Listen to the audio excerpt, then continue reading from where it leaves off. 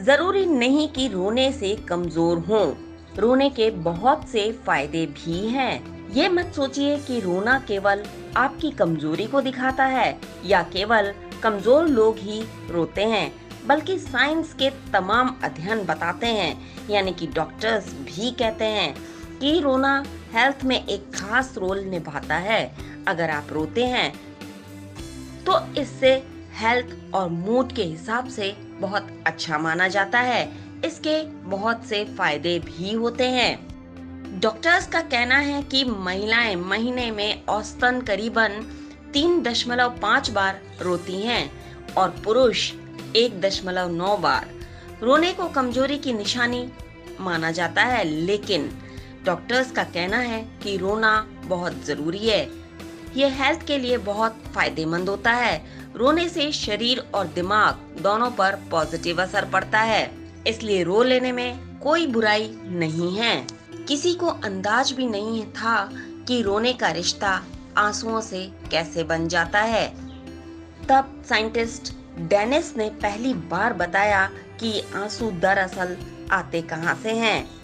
हमारी दोनों आंखों के किनारों के ऊपर सिरे पर एक छोटी सी द्रव की थैली होती है, जिसे लैक्रिमल ग्लैंड कहते हैं। आंसू वहीं से आते हैं। लैक्रिमल ग्लैंड काम करती है जो आईबॉल और आईलिड के बीच में होती है। अगर आंसू बहुत तेजी से और ज्यादा देर तक आते रहें तो ग्लैंड ये दबाव बांट देती है। यही कारण है कि तेजी से रोने पर आंखों के साथ साथ नाक भी बहने लगती है। ये भी आंसू ही होते हैं, लेकिन नाक से गुजरने पर म्यूकस के कारण चिपचिपे लगते हैं। ये द्रव आंख की सुरक्षा और आंख की सेहत के लिए बहुत जरूरी है। आंख पर ऊपरी सतह पर हमेशा द्रव रहना चाहिए। यह सूख जाए तो कई तरह की आंख संबंधी बीमारियां पैदा हो जाती हैं। रोने से हमारे शरीर में तनाव के कारण जो टॉक्सिन जमा होते हैं वो भी रिलीज आंसुओं के साथ हो जाते हैं। वैसे रोते समय जो तरल पदार्थ आंखों से आंसुओं के साथ बाहर आता है वो लिसोजीम होता है, जिसका काम आंखों को हमेशा तर रखना होता है।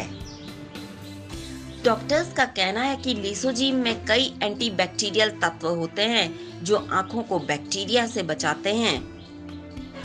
रोने से ऑक्सीटोन और इंडोजेनियस ओपाइड्स रिलीज होते हैं। इन्हें फील गुड केमिकल कहा जाता है।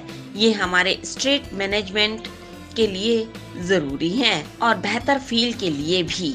वैसे तो डॉक्टर्स आंसुओं को कई श्रेणियों में रखते हैं, लेकिन 3 श्रेणियां बेहतर मानी जाती हैं। पहली श्रेणी है बेसल। ये नॉन इमोशनल आंसू हैं जो आंखों को सूखा होने से बचाते हैं और स्वस्थ रखते हैं। दूसरी श्रेणी में नॉन इमोशनल आंसू ही होते हैं जो किसी खास गंध पर प्रतिक्रिया से आते हैं, जैसे प्याज काटने या फिर फिनाइल जैसी तेज गंध पर आने वाले आंसू। आंसुओं की तीसरी श्रेणी वो होती है जिस पर हमेशा चर्चा होती रहती है। इसे क्राइंग आंसू कहते हैं। ये भावनात्मक प्रतिक्रिया के तौर पर आते हैं। ये कैसे काम करता है इसे थोड़ा सा समझना होगा। हमारे मस्तिष्क में एक लिम्बिक सिस्टम होता है।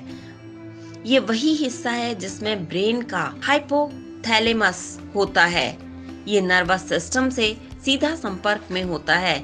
इसी सिस्टम का न्यूरोट्रांसमीटर संकेत देता है और किसी भावना के एक्सट्रीम पर हम रो पड़ते हैं।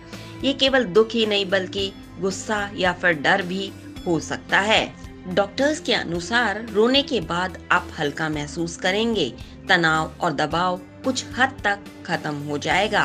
दर्द कम लगने लगेगा। शारीरिक और मानसिक स्तर पर अच्छा फील होता है। कुछ राहत महसूस करते हैं। कुछ लोग रोते हैं और कुछ नहीं।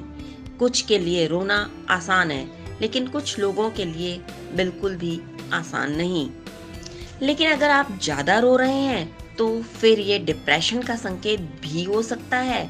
इससे दूसरी दिक्कतें भी पैदा हो सकती हैं। अगर लंबे समय से आप रोने वाली स्टेज में हैं तो डिप्रेशन के साथ उदासी अति संवेदनशीलता और काम में मन नहीं लगना जैसी गंभीर समस्याएं पैदा हो सकती हैं।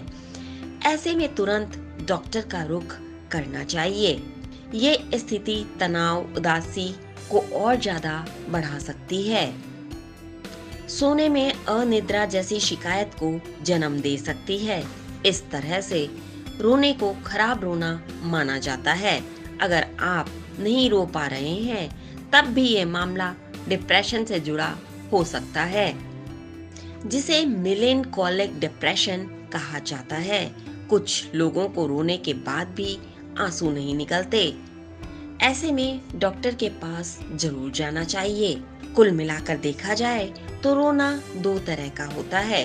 एक अच्छा रोना, जो कुछ रोने के बाद आप बेहतर या फिर हल्का महसूस करते हैं, और दूसरा खराब रोना, जो किसी भी दृष्टि से अच्छा नहीं कहा जा सकता। जानकारी आपको कैसी लगी कमेंट बॉक्स में जरूर लिखें। साथ ही D5 चैनल हिंदी सब्सक्राइब करना ना भूलें। ऐसी ही और जानकारी के लिए बने रहें D5 चैनल हिंदी के साथ।